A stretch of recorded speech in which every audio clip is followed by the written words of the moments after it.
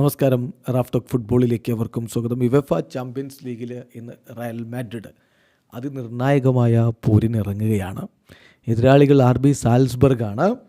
രാത്രി ഇന്ത്യൻ സമയം 1:30 പോരാട്ടം. എന്തുകൊണ്ട് ഇത് നിർണായകമാകുന്നു എന്ന് ചോദിച്ചാൽ, റയൽ മാഡ്രിഡ് ഇപ്പോൾ 22ാം സ്ഥാനത്താണ്. 6 കളികളിൽ നിന്ന് അവർക്ക് 9 പോയിൻ്റേ ഉള്ളൂ.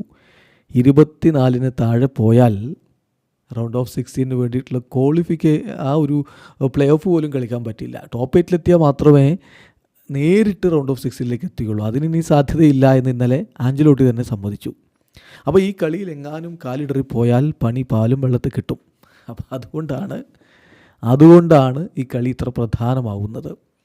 വിനി ഈ മത്സരം കളിക്കാനുണ്ട്. ഇപ്പോൾ നമുക്കറിയാമല്ലോ, ലലീഗയിലെ കഴിഞ്ഞ കളി വിനിക്ക് കളിക്കാൻ പറ്റിയില്ല. അദ്ദേഹത്തിന് റെഡ് കാർഡ് കാരണമുള്ള സസ്പെൻഷനാണ്. ഇപ്പോൾ ഈ കളിയിൽ വിനിയുണ്ട്. ഇപ്പോൾ കഴിഞ്ഞ കളിയിൽ വിനി ഇല്ലാതെ റയൽ ഇറങ്ങിയപ്പോൾ എംബാപ്പ പൊളിച്ചടുക്കുകയായിരുന്നു. ഇപ്പോൾ വിനിയും എംബാപ്പയും ഒരുമിച്ച് ഇറങ്ങുമ്പോൾ അതല്ല ഇനി ഒരാളെ പുറത്തിരുത്തുമോ? എന്താണ് ആഞ്ചലോട്ടിയുടെ പ്ലാൻ?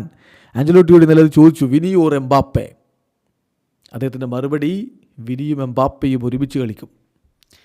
അവർക്ക് പൊസിഷൻസ് മാറി മാറി കളിക്കാനും പറ്റും. ദേ ലൈക്ക്ഡ് ടു സ്വിച്ച് പൊസിഷൻസ്. കാരണം വിനിക്ക് ഇൻസൈഡിലും കളിക്കാൻ പറ്റും, പാർശ്വഭാഗത്തിൽ മാത്രമല്ല, അതായത് വിങ്ങിൽ മാത്രമല്ല, ഇൻസൈഡിലും കളിക്കാൻ പറ്റും. എംബാപ്പയും അങ്ങനെ കളിക്കുന്നയാളാണ്.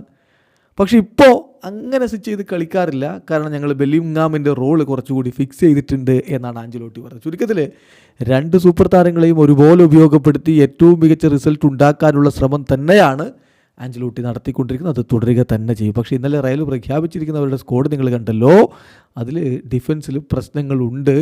RB പൊസിഷനിൽ കളിക്കാൻ ഒരു ജെനുവിൻ പ്ലെയർ ഇല്ല. അവിടെ 6 വെച്ച് ആഞ്ചലോട്ടി കളിപ്പിക്കും. അതും കാത്തിരുന്ന് കാണണം. വീഡിയോ സാധിക്കുന്ന ഫുട്ബോൾ ലോകത്ത് കൂടുതൽ വിശേഷങ്ങളുമായി റാഫ് ടോക്സ് എത്താം.